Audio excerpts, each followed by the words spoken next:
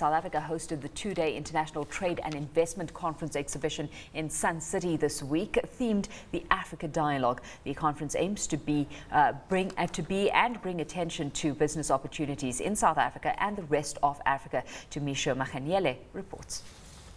The African Dialogue brought together potential investors, CEOs of Fortune 500 companies, local and foreign ministers, as well as the media. This offered an opportunity to South African and international organizations to forge relationships and form business links with key players and decision makers. Of course, they are very beneficial. As always, there is a lot of ignorance and lack of knowledge amongst investors about what is actually happening in Africa. And any forum like this that gets the Africa story out, I think is a good forum to organize. By attending this conference, we are getting an indication from the top decision makers in South Africa and a whole range from Africa what it is that they view as important from an infrastructure development point of view. South Africa can't see itself as one.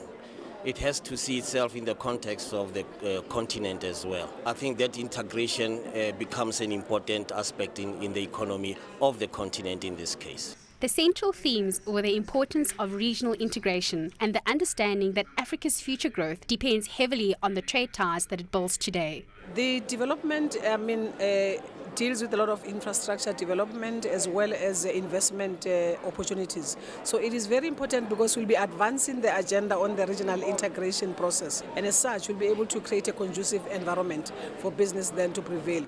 Today, 6 of the top 10 fastest growing economies are in Africa, with an average growth rate of approximately 8%. The continent is an increasingly popular destination for investment.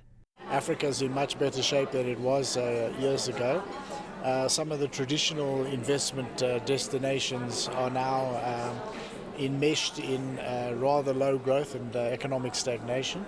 And so I think investors are looking to diversify and to get into projects on the African continent. And that's a welcome trend. And I think it's up to us as African countries and as Africans as a whole, through integration arrangements, to try to capitalize on that.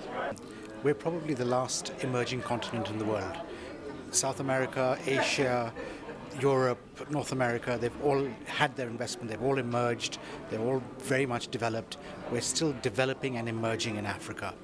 So if you just look at what's happening globally, people are looking for new markets to invest in, and Africa is clearly the obvious choice. The recent admission of South Africa into the BRICS, the international political organization of leading emerging economies, came with many discussions and debates on Africa's role as a gateway into Africa, as well as the forming of a free trade area.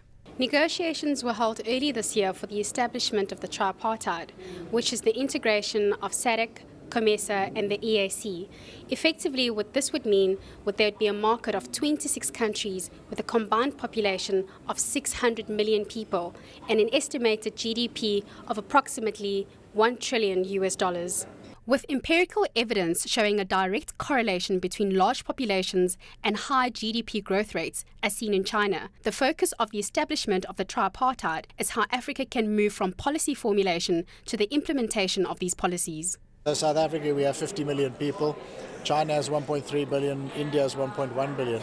We don't have the size and the scale for the internal market dynamic to take place at the national level. But if we do start to look beyond the individual country borders into some of the big regional integration programs that are on the cards, like SADC, COMESA, East African Community, then we see that the numbers are there to support the scale. COMESA has put forward a $1 billion development initiative towards infrastructure to help curb some of the bottlenecks to effective trade, especially taking into account that infrastructure is responsible for more than half of the development in Africa. The lack of development in the sector, among other challenges, proved to be concerns for most stakeholders.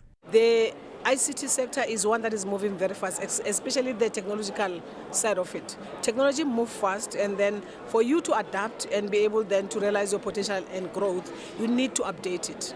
But also, if you look from the climate change, the question of the resolutions taken and the adaptation and mitigation.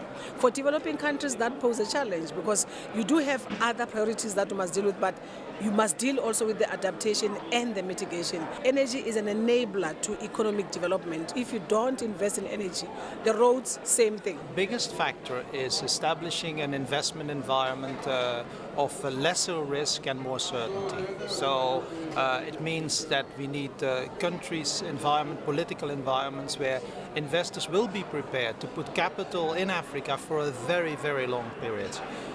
Because there is obviously a good investment case for investing in electricity generation, in road infrastructure, etc.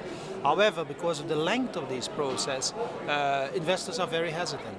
Although Africa faces an array of challenges, it is through such conferences that Africa can begin to define its role in the global economy. Tumisho, Maganyele, Sun City, South Africa.